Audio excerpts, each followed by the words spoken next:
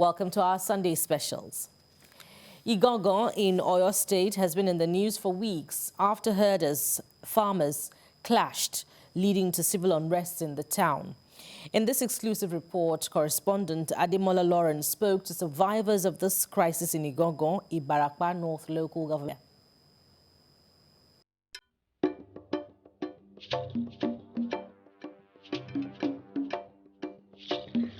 Oyo State has 33 local governments, out of which 3 are in Ibarapa land. Ibarapa land is traditionally made up of 7 principal towns known as Ibarapa Meje, Ibarapa 7, and their surrounding villages and farmsteads. These towns include Igangan, Irua, Ayete, Takpa, Idere, Igboho, and Lanlete. There are about 120 villages in all.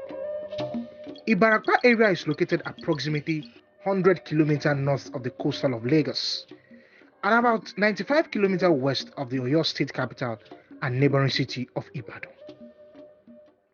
Within Ibarapa land is a small town called Igangan with a population of 50,000 inhabitants.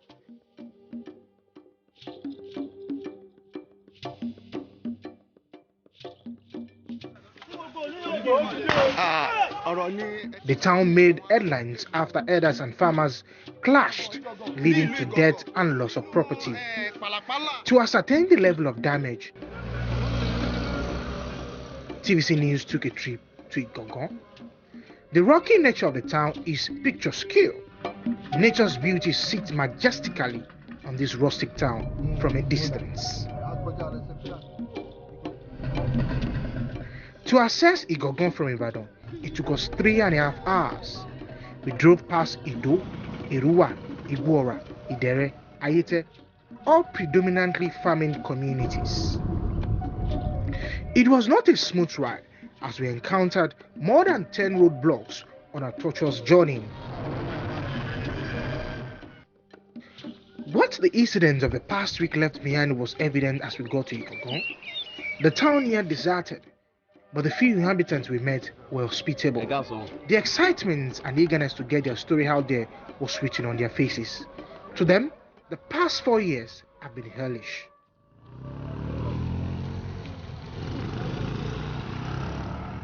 We noticed bonfires on the street, which some of the villagers say they keep watch at night to protect themselves. As risky as this looked, we needed to get the real story. First, we met a 71-year-old man. He alleged that his 30-year-old son was brutally murdered by the suspected herders on his farm. His emotional story leaves tears in the eyes.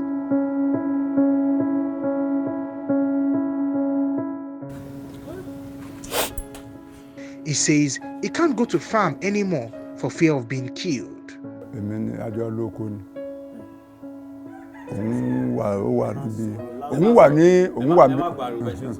Òun wà níbi oko tiẹ̀.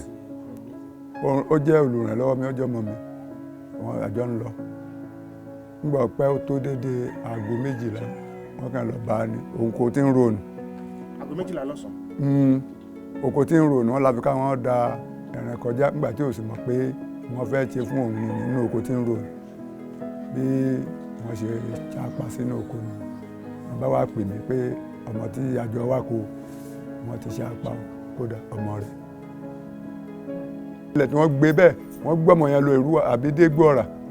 Lọ́ọ̀ ti Gbọ́ọ̀rà, ó ní lójú ọ̀nà ló dákẹ́ sí. Wọ́n dá padà, wọ́n ní kí wọ́n gbé lọ, àwọn ọlọ́pàá wọ́n ti ṣiṣẹ́ láyé tẹ̀. Wọ́n ṣe gbogbo ohun tó yẹ kí wọ́n ṣe ọ̀dẹ́ lóde. Wọ́n ṣe gbogbo ẹ̀, èmi yẹ mọ̀ pé mi ò lè lọ ibi kankan mọ́, mi wà nílé. So wọ́n dá padà sí ọ́fíìsì láyé tẹ̀, wọ́n ṣe gbogbo ẹ̀. Ó ti péjọba ò gbọ́. Tó kò ń díẹ̀ tó gún fẹ́ bẹ̀rẹ̀ tó àwọn ọlọ́pàá tí wọ́n ní kò sáyè kò sí kíníkan.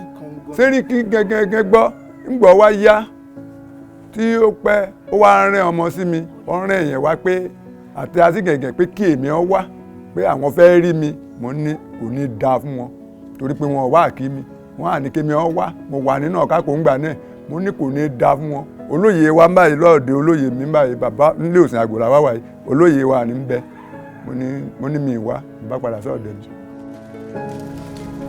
We needed to hear from the other side. and proceeded to one of the Fulani communities in Igangan. Abdulateef Muhammad is Fulani and was born 74 years ago in Igangan. The only place he calls home is Igangan. He told me this clash is heartbroken and he never believed he would witness such in his lifetime. Mr. Muhammad accuses a leader of the Fulani community who had once arrested him over land matters in 2015.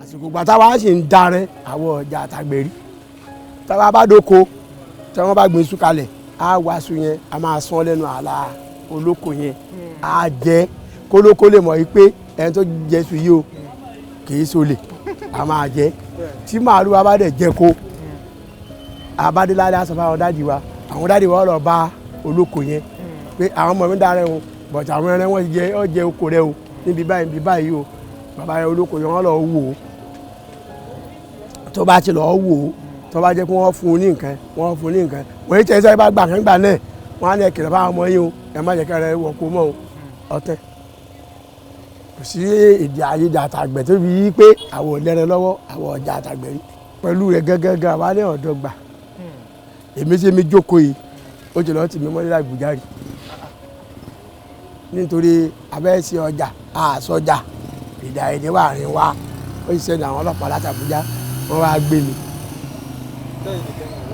àwa méjì ni wọ́n kó lọ ńgbà yẹn ọpẹ́lọpẹ́ Tájú Àmọ̀wó láyé Akálà àwọn ni wọ́n wá béèlì wá wálé.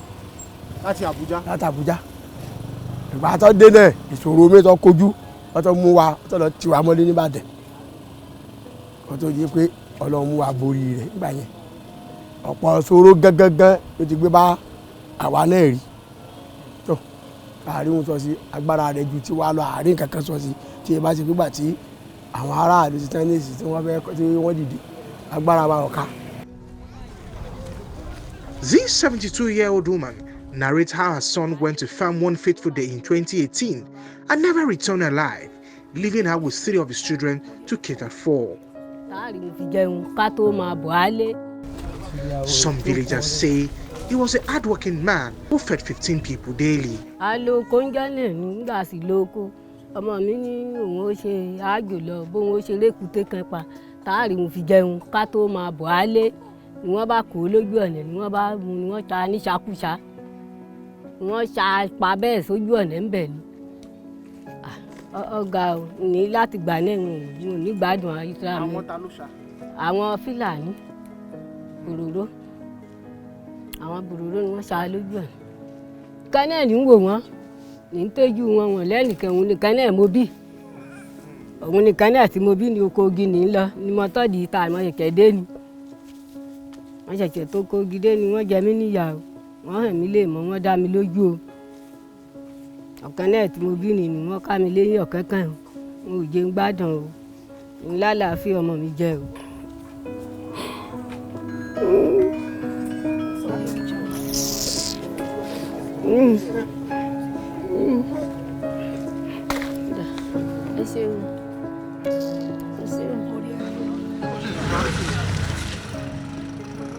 The story got interesting when we met 2 victims of kidnap who shared their harrowing experience in the hands of suspected herders.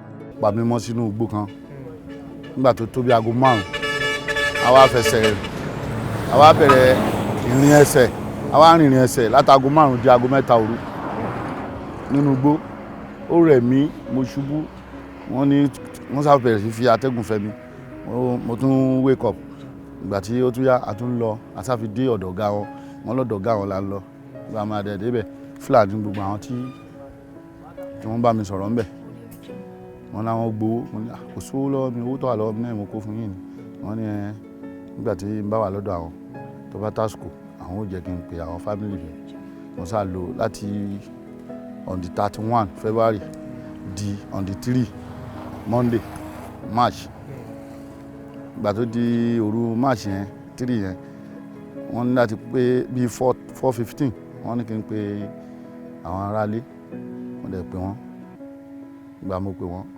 wọ́n ní kí n sọ fún wọn pé níbi tí mo wà mo dẹ̀ sọ fún wọn pé lọ́dọ̀ àwọn kidnapper mo wà wọn láwọn ti ń wá mi láti jẹta so fún ọjọ́ 3 àwọn ti ń wá mi kí ló ṣẹlẹ̀ ọwọ́ àwọn kidnapper mo wá sí o wọ́n láwọn Fúlàní so wọ́n bá pa gba fóònù lọ́wọ́ mi ìgbà tó máa tó bí aago 3 ọ̀sán wọ́n ní kí n tún pè wọ́n àwọn fẹ́ bá wọn sọ̀rọ̀ wọ́n tún bá wọn sọ̀rọ̀ wọ́n fi sọ̀rọ̀ lérí ọ̀rọ̀ price tó ń fẹ́ gbà ìgbà tó máa fi dìrọ̀lẹ́ àti yanjú gbogbo arrangement yẹn ọ̀dọ̀ wọn mo ṣáà wà títí táwọn yẹn family mi fi gbé owó wá. èló ló sọ? wọ́n gba 2 million. so bí aṣáàtìrí yẹn wọ́n ṣàtú mi sílẹ̀ ará ẹbí ọ̀rẹ́ wọ́n dáwọ́ yẹn jọ tó fi pé wọ́n fi mí sílẹ̀. tó bá mi nínú oko yẹn àtúpá kí n jọ yẹn ni píkọ̀ bíi 5 ti wálé pákí yẹn wá kùn nínú oko ó dà kí píkọ̀ mi padà wá kó èyí tó kùn èmi dúró sóko pẹ̀lú ọmọ mi kékeré. ọmọ yín yẹn ń kọ́? ọmọ mi yẹn lọ skul. ṣé wọ́n fọwọ́ kàn? àwọn ò fọwọ́ kàn. ok. so bọ́n ṣe dénjọ́ náà ni ọlọ́pẹ́ ọmọ yẹn wọ́n bá láwọn máa jẹ kínní pákí ẹ má ti jẹ pákí kún bẹ̀ kó tó ń padà bọ̀ wá tó máa wá kó ìyókù wọ́n ṣe fàdáyọ síbi nù. oore ọ̀fẹ́ Ọlọ́run ni mo rí gbà. ṣùgbọ́n àwọn á máa kí àdá tí wọ́n rí i pé ẹni yóò máa tiẹ̀ kú kò sì ṣe gangan so wọ́n á yọ kùmọ̀ yẹn kùmọ̀ yẹn náà fẹ́ fi fọ́ mi lórí pé ọwọ́ yẹn lẹ́yìn wá fi ọwọ́ mi yẹn tèmi wá gbé sókè pé kí n fi dìfẹ́ǹdì kùmọ̀ yẹn so kò sí àfọ̀ mi. The brutal murder of Dr. Fatai Aborode, which gained international attention, was rather pathetic. He was killed in his farm on the 11th of December. Till date, no arrest has been made, and the people are losing hope that justice will come their way, especially his aged father. He narrated the events of that day and how painful the death of Dr. Aborode affects the people of Igangan. Fortunately, this is the work of Almighty Allah. We have nothing to say other than to give thanks to Him. That holy birthday of 11th of December, it was a very bad day. Very bad indeed. My son went to the farm as usual. He was harvesting soya beans. He said he will go and visit the workers. Soonest he's going to come back home. He had his Jumat prayer in the farm with the houses because combination of people are with him working. He had his Jumat prayer. Then, after 4 o'clock, he said he's coming home to eat. He said he was coming home to eat. No sooner than half a kilo to his side, there was one river. There was one river there. That was the spot where these bad people hide themselves and assassinated him. That was the spot that people hided themselves to assassinate him. Igangan people live on famine, but this crisis has affected their livelihood. They say they can't go to farm for fear of being killed. They now find it very difficult to survive, and they want peace to return to their community. If you go to the market, what you used to buy, food you used to buy for 1,000, you can get to buy it with 5,000 now. Nobody goes to farm again because they will kill them. If the government is within their jurisdiction to do that, to curb that, it may lessen the what can I call it? What is in demand of very many people that is worrying them. They are not happy. Majority, 100% of the inhabitants of Ibarapa are not happy. The Sarakin Fulani, who is now taking refuge in Ilori, absolved himself of allegations against and seeks justice. When the case of kidnapping was reported to me, I assisted the security agents to arrest 9 suspects. I want the government to investigate the matter thoroughly, and anyone found guilty should face the wrath of the law.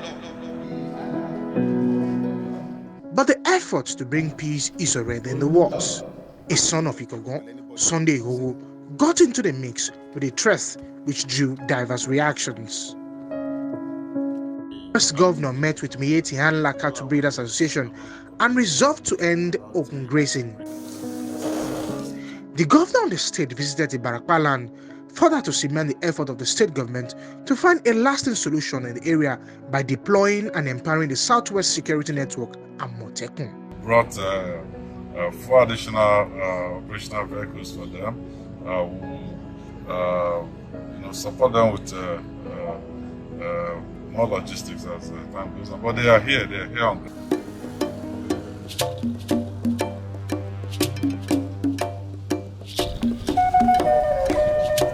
The people of Igangan are appealing to the state governor, Seyi Makinde, and the federal government to come to their aid.